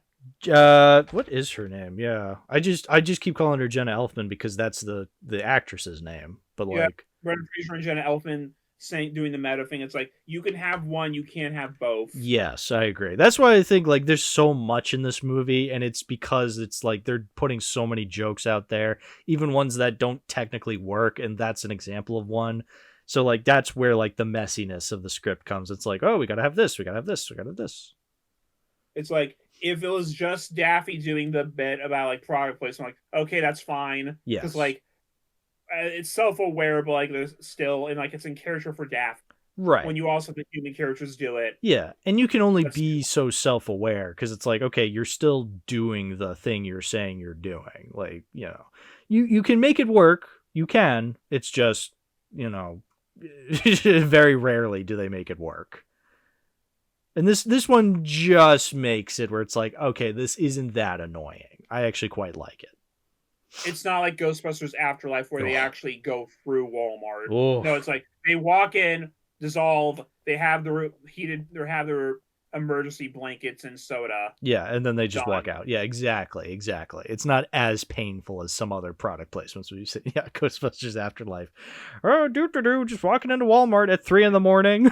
It's like, it's also a Deus Ex Machina joke too, because it's like they're dying like, hey, by the way, there's a Walmart here for some reason. Yeah, that's also very funny. Like lowest sales Walmart of all time. Mm-hmm. Yeah, it's like the Krusty Burger on the oil rig in that one episode of The Simpsons. Yeah. It's like, so like, okay, and then we have Steve Martin's character. Okay, so watching the movie, I'm getting the impression that it feels like he's trying to do his own version of Austin Powers. I guess so, yeah. Yeah, that's the thing. That's like the vibe he gives me, and it's like, is the joke supposed to be James Bond versus Austin Powers? I don't know. Yeah, no, that's the thing. Yeah, what is Steve Martin doing in this movie? I know why he's in the movie because it's a big name and he's a comedy actor. Doing something. He's barely recognizable though with all that makeup. Oh yeah, no, as a kid, I didn't know that was Steve Martin. I'm just like, who? Like when I got to be older and I'm like, oh, Steve Martin's in this movie. Who does he play? And it's like, oh, that's Steve Martin. Like I didn't recognize him because he didn't have the iconic silver hair. Is there a wig? He's under so much makeup that you can barely tell it's him. Yeah. His voice is weird. Yeah, it's a bizarre character, bizarre performance for sure. Where you're just like, because I hesitate to call it bad. It's just bizarre. I don't know what we're doing with this character. He's like this. It doesn't weird really geek. Work all the way. Yeah, it's just bizarre. I don't understand what he's doing. You know. I do like the small bit though. It's like they're having the Coyote work for him for this, but he still has to buy the products anyway. That's funny. Yeah. Or like whenever he's talking to Wile E. Coyote and like he like tells him to like smile and then tells him to go take a shower and you just hear like the sound effects of him crashing and like running into like the fireworks. Like that's funny. That's cute. I should mention the glass window. Yeah. Yeah, and then you have like all the other vice presidents of whatever like showing up for some jokes. Like, you know, Ron Perlman shows up to get turned into a skeleton by Taz. Another cool thing is that also like I didn't really think about it until this, but like watching it's like they do have them go up against every single major Looney Tunes antagonist. Kind of, yeah. Because like you go for like they go up against Yosemite Sam in Vegas. Yep. And then they have to deal with Wile E. Coyote in the desert. Kinda. He kind of has to defeat himself because that's what Wile E. Coyote does. That's his forte. Yeah. They set free Marvin the Martian at that point, and he's the final boss for Bugs and Daffy. Yeah. Which makes sense. Yep. And then they keep going, and there's like, okay, we go to Paris, and now here's Elmer Fudd.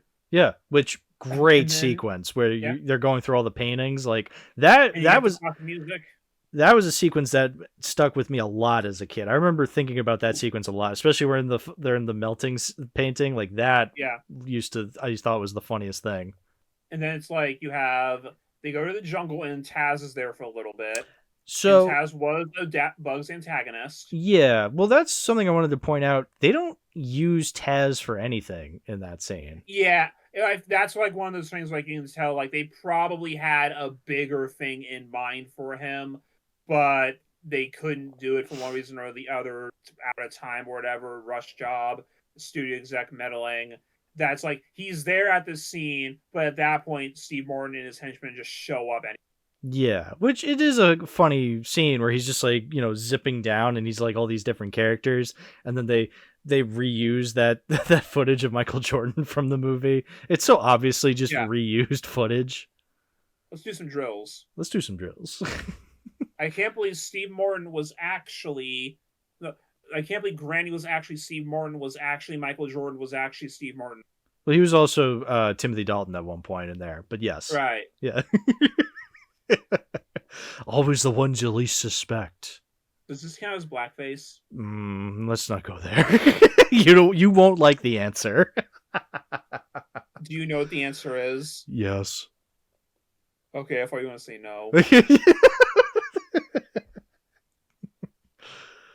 And then final boss is Marvin the Martian in space. Well, yeah. It's like the only real antagonist they didn't do was Gossip, I guess, at the point. It's like, how do you fit him in? Yeah, I guess that would have been weird. I think with what they do with the characters, it makes sense. So you do the most recognizable Looney Tunes.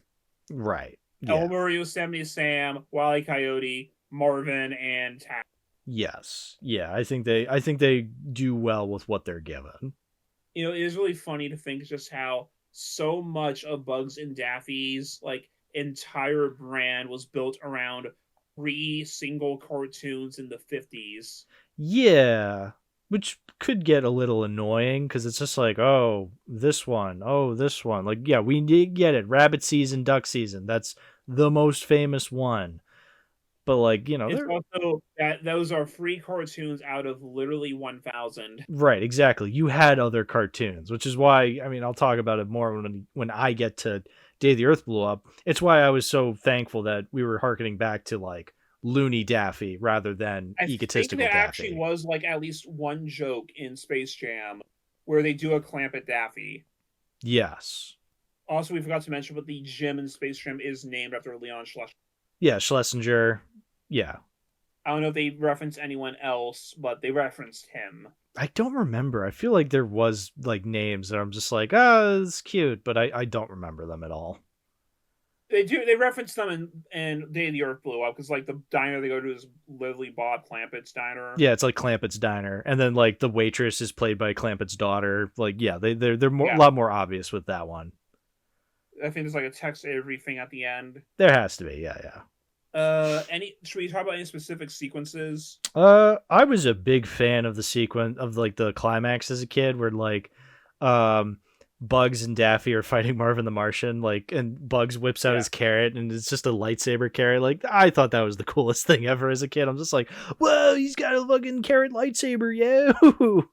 And then Daffy has to become Duck Dodgers to save the day. Duck Dodgers explodes. Duck Dodgers explodes. Duck. It helps if you don't say the name. And it's so like, funny. Because, like, that is hero Daffy. He still fucks up because he's Daffy. Like, that is, like, the closest Daffy is to a hero. Right, exactly. Yeah, and then he saves Bugs. He throws his bill at the laser and just holds it as a breath and just swallows the laser and explodes. That's fun. And it does like the arc in the movie that, like, Daffy feels like he just isn't appreciated at all because he gets fired. Yeah, but he's the one who saves the day. Yeah, so like he finally gets his hero moment at the end. Yeah, because I do like that throughout the movie. Bugs is, especially at the beginning, Bugs is just doing nothing and people love him, unconditionally. Whereas Daffy, they just kick out and fire like he's nothing. Yeah, I like that throughout the movie. Like, Bugs is kind of like this cool character, but by the end, it's Daffy who saves the day. There's also the inexplicable robot dog. That's probably my least favorite part of the movie, because it's just like, we've run out of Looney Tunes characters to use. Why not use Gossamer in that scene? Why are we using a weird, badly aged CGI dog? I guess it had to be something that Acme made, which, like, they could have used like the giant coyote robot from that one cartoon. Yeah, they could have done something else. They just chose to go with I don't know, CGI robot dog from the early 2000s. It's like Robot Gossamer could have been something. yeah. At that point, that's where it's like, okay, the steam is starting to lose. Like it feels as though, yeah, it feels like how we say like the first half of this movie is great. Like we're on the Warner Brothers lot. Like that's where the movie's at its best, and then it just kind of gets. It doesn't completely fall flat on its face by the end, but you can tell the steam isn't really there anymore. They're just trying to wrap things up at that point. And like this is also like the movie that like stopped Joe Dante's studio career, because Right. after this he was out on his own. Right. Yeah. And it's sad because like he loves Looney Tunes and like he didn't get to make the Looney Tunes movie he actually wanted to. Right. Yeah. But Which I mean, I guess the Looney Tunes movie he wanted to make was Gremlins 2. right, exactly. So we got that.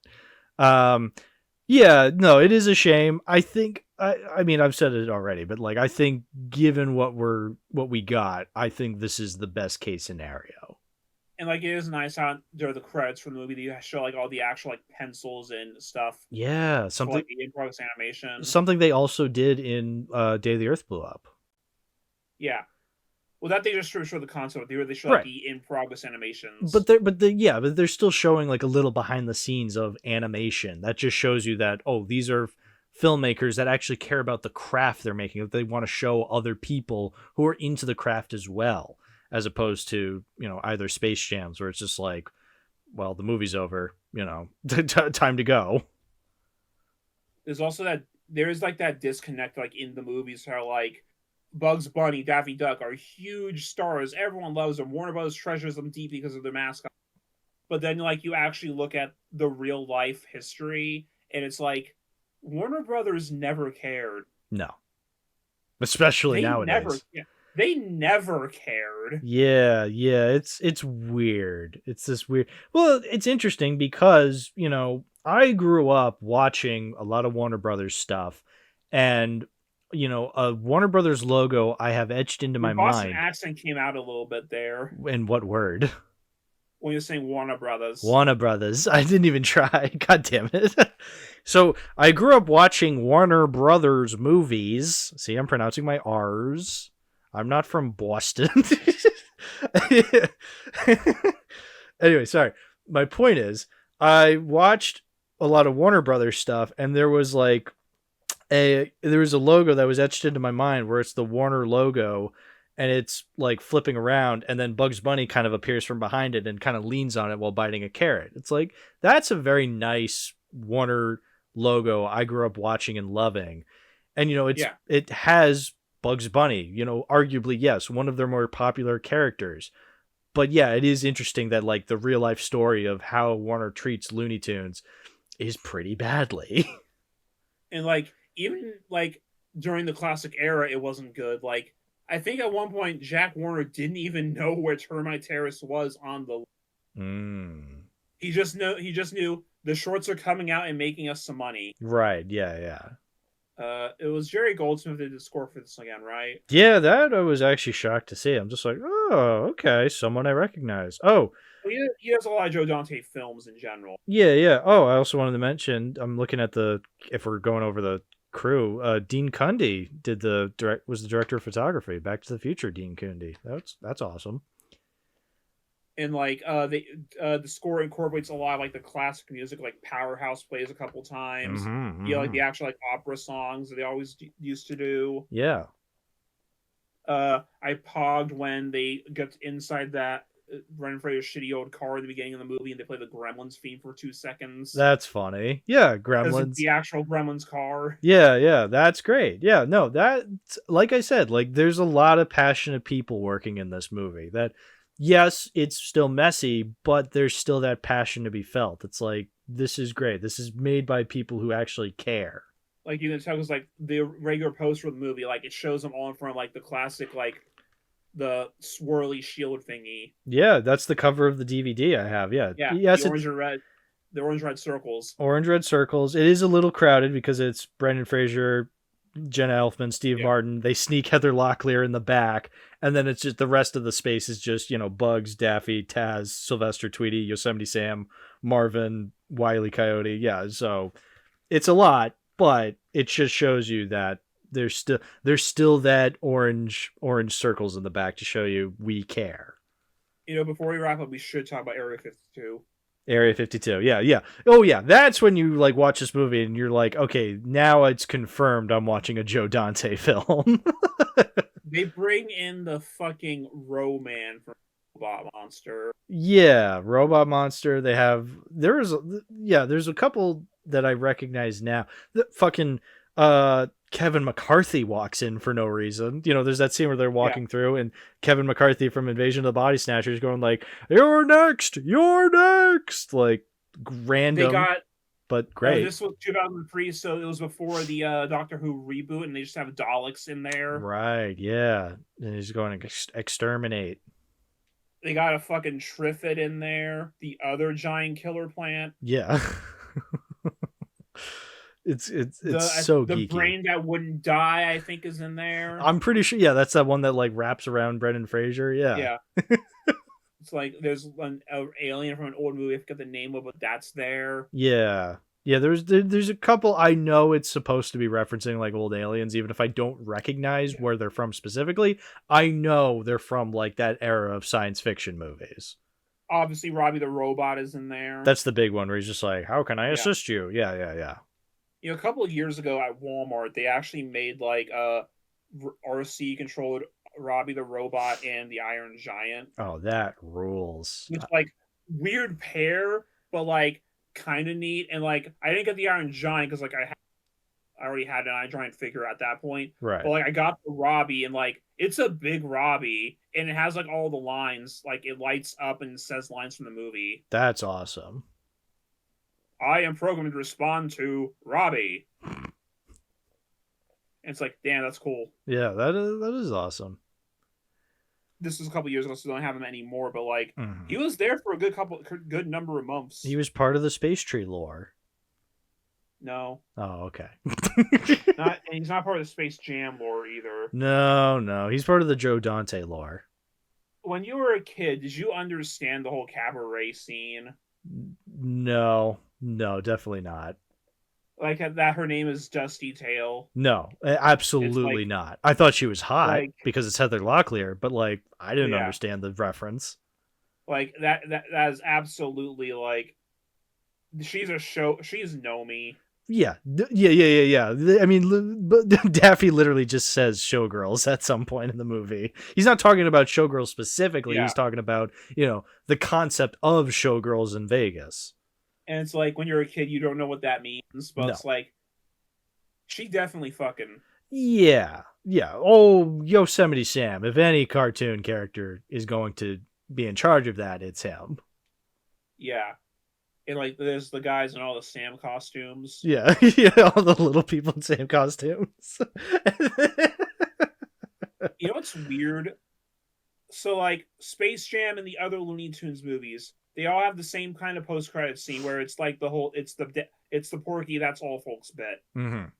Except this one, because they just do it at the actual end of the movie. Right. But there is a post-credit scene for the movie. Yeah. It's a random scene from the Vegas section. I'm glad you brought that up because I noticed that this time around. I stayed to the end. And yeah, the post-credit scene is literally just a clip that they just didn't use in that sequence. And it's like, well, you still put it in the movie then. Yeah. It's just, why is it here? Like, it almost feels like an error. Yeah, it feels like, because it feels like a deleted scene that they just threw in as a post-credit scene. It was like, bizarre. It's 10 seconds long, too, so it's like, what's the point? Yeah, why did we cut it? That wouldn't be on it's like, why did they just put that in the main thing and just not have a post-credit scene? I don't know. I don't know how Warner Brothers thinks. It's like, because even then at that age, it's like not everything had a post-credit scene, even as a joke. That was rare, still. So what was the point? That's lost on me, unfortunately. They also lost the Mona Lisa. Well, yeah. Well, because she lost her clothes when they were like, looking through the viewer thing. Should we talk about what Steve Martin's plan is? He wants to turn everybody into monkeys and then turn them back into humans to But no, wait. He wants to turn them into monkeys. He wants to find the blue monkey in Africa. Yes. To hook it up to his satellite, so he can turn the whole planet into monkeys. Yes. So that they can all go work in a factory because they're monkeys and have no free will and will be enslaved to make all the Acme products for him for free. So he can then turn them back into humans so they can buy the Acme products that they made. And this is delivered to us by the captain from Airplane. In a UPA-style animation. Yes. So overall, a pretty funny plan. Like, it's funny. Like, it's genuinely, like, so dumb that I'm just like, yeah, this would be, like, a cartoon character's idea of a good villain plan. But, yeah, it's just dumb, you know? We're gonna turn you into a monkey. Dear God, no. I like the little bit, though, at the end when they arrest Seaborn, they just had the little... Yeah, the little monkey-sized handcuffs. That was great. Also, in that Africa scene when they're like trying to fend off the poison darts, I do not believe that Brendan Fraser is fast enough to be able to hit all. Probably not, but he probably took his training from the Mummy movies. Feel like they could probably just duck. Oh. That wasn't supposed to be a pun. Oh, okay. Well, because Daffy didn't duck. He got hit like 5 or 6 times. Yeah, he got hit by a rock and 5 or 6 darts. Hit by 5 of the darts. Yeah. They have to duck so that Daffy can't. Yeah. Okay. So what else? I got nothing. I think it's a good movie. I think out of the original 2, you know, before we got Space Jam 2 and The Day the Earth Blew Up, I think this was the best Looney Tunes ever. And Space Jam was the worst Looney Tunes ever. But now that's changed. So, but Space Jam 2 is the worst one. Space Jam 2 is unironically the worst Looney Tunes movie. And I would say Day the Earth Blew Up is the best. But I still have a place in my heart for Back in Action. I still think it's so funny. I think it's cute. As a massive Roger Corman fan now, as a up and coming Joe Dante fan, there's a lot of jokes in here that I love now more than ever as an adult than I ever did as a kid. So that I really appreciate. It's just a cute movie, very messy, admittedly, but cute overall. And I can see myself returning to it time and time again. I think it's so much fun. I will say, now that we've had Day the Earth Blew Up, we had the classic throwback Daffy and Porky movie. Mm-hmm. We're getting the Wile E. Coyote movie next. When are we getting the actual, legit, uncompromised Bugs Bunny movie? Yeah, that would be the next place to go to, I would say. And they were supposed to do it, but that was one of the things that just didn't happen. Like, I don't think it was in any major development at what it sounded like. Because they're working on the other things. They announced it, but nothing happened. Yeah, I feel like it was smart of them to go with a Wile E. Coyote movie and a Daffy and Porky movie, because it's like, oh, everything is Bugs related when it comes to the tunes. So it's like, no, we can do other things with the tunes. We can do a Daffy and Porky movie, and we don't need Bugs to show up. But now that we've seen that a Porky and Daffy movie can work, we have yet to see if a Wile E. Coyote movie will work. You know, who knows? But it's just now it's also a glaring flaw that there is no Bugs movie. Yeah, now we need a Bugs movie. I agree. I completely 100% agree. Someday. Oh, it's also like we can't even say, well, wait to see how Coyote vs. Acme does, because, like, well, Warner isn't going to get any of that money anyway because they put it off. Yeah, because Ketchup's going to get it all. Yeah, Ketchup's going to get that money. Like, they'll probably pay attention to the box office that weekend. So it's important in that note, but, like, I don't know how much they're going to care in actuality. Who's to say? I say that Roger Corman should make a Bugs Bunny movie. I would love that. That'd be awesome. We'll save money by having the background repeat over and over again and only have 3 of them the whole movie. We'll save money by making me the director even though I'm dead. They won't have to pay me because I'm dead. Dead men do not pay taxes, I was told. Oh, Roger, you're such a genius. Such a genius. He dies just so he wouldn't have to pay taxes, so he could have more time to start working on the movie. He just descends down in a bright light with his halo on, and like, all right, we must get the bucket of blood ready. Yeah. Oh, true Okay. genius. Bugs, we can get you dresses for cheaper, but we have to buy them from the maternity section. Actually, I'm curious. You do own Looney Tunes on Blu-ray, right? The back in action. I do have both movies. Okay, yes. you have both movies. I don't have Space Jam. I mean, Space Jam. I talked about this. It is probably the king of $5 Blu-rays at Walmart, so I can easily just get it there. Because I would add that to the collection. It's so bad that I would love to watch it over and over again. Looney Tunes Back in Action. Just throw it in an Amazon order. Right, exactly that too. Whereas Looney Tunes Back in Action, I have on the original clicky case DVD, and it worked perfectly. So I'm keeping this DVD. I think there's a new feature. I think there's like a featurette on the Blu-ray that wasn't on the, but also the Blu-ray is out of print. So, okay. Like, I had to buy mine off of eBay a couple years ago. I had to pay eBay aftermarket prices for Looney Tunes Back in Action. Yeah, I like the DVD. Maybe I'll get the Blu-ray someday. It's not a huge priority, but as long as I have it somewhat physically in the collection, that's what's most important. I would wait to see if like Warner Archive or whatever does something with it. Yeah, that'd be cool to see. I'd like to see a 4K of this. They're finally putting out a complete Tom and Jerry collection. Oh yeah, that was the story that I was like from Physical Media World. Like that was awesome. Like I loved seeing that. Like I forget who posted it in my server, but like they posted it, and I was like, holy shit! This is probably because they post links all the time of like, oh, this movie's getting a 4K, and I'm like, whatever. But like this, I'm just like, this is getting like all the original Tom and Jerry cartoons on a Blu-ray. Like, all right, now you have my attention. Yeah, I missed the initial announcement because I didn't find out about it until yesterday when I saw a YouTube thumbnail pop up. Right. I'm like, oh, what's this? How many of this is gonna have? All of them. All of them. That's awesome. Yeah. Like you can't do that for Looney Tunes, obviously, because way too many. But like, all 114 Tom and Jerry on one set. Yeah. Yeah. Count me the fuck in. Yeah, absolutely. And uncut, uncensored. Jerry Beck worked on it as obvious. Yeah. Like this sounds awesome. I can't wait. I'm wondering when Collector's Volume 2 is going to come out because the Volume 1 came out earlier this year. That had 50 cartoons on it. Mm-hmm. Yeah. So maybe like next year.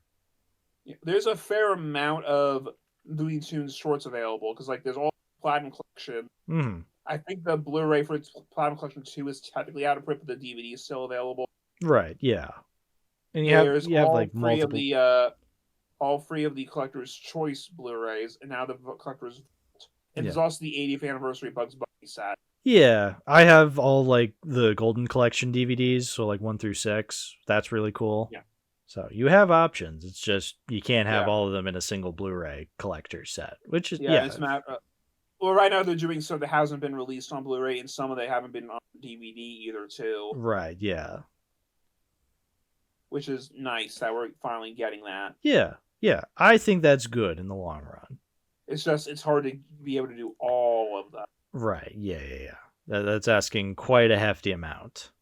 And it's like, at the end, like if they do finally get all the major done, then we're gonna get into like the back end of the 60s and the 70s, and where we have Cool Cat and Bonnie and Clyde, and it's like the fucking Magic Rabbit dude. Daffy Duck Quackbusters. So it's like, damn, we're running out of the hits now. Yeah. What do we do now? Bosco on 4K. Now that you've interested me. I feel like more people would be excited for Bosco because of the historical significance than Cool Cat. No, yeah, of course. Yeah. Bosco on 4K would still be so funny. I don't know. They're not going to do 4K Looney Tunes shorts. I guess not. They're just going to do basic HD and you'll like it. Hey, look, I'll take Bosco in VHS form, okay? I don't care. Bosco maxing. Oh, we're already underway on Bosco maxing. Don't you worry, William. But I guess to wrap things up, this is only part 1 though, because part 2 I'll be doing next. But you're not going to be a part of part 2, William. So now is your chance to shout out your stuff, dude. I'm working on it. There you go. That's where you can find him. He's working on it. Great. How many pages do I have right now? Yeah, of your secret project. Not counting the outline, 36. Whew. I still have no idea what it is. Yeah, I literally only have 2 sections of the main thing I actually have to write. I'm just lazy, and then I just do the tweaks from the early stuff I did before I got the voice again. Mm-hmm. And then I can actually record. Yeah. And yell at Rob to get a Discord call with me. Yeah, come on, Rob Jira. Shin Rob Jira. Go fuck yourself. Shadow ban me. He did shadow ban me. Oh, okay. He ate my wife. He does that a lot, doesn't he? He unhinged his jaw. He went glom.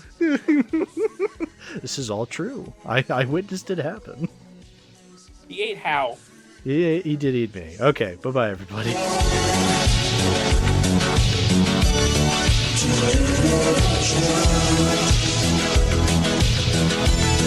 Just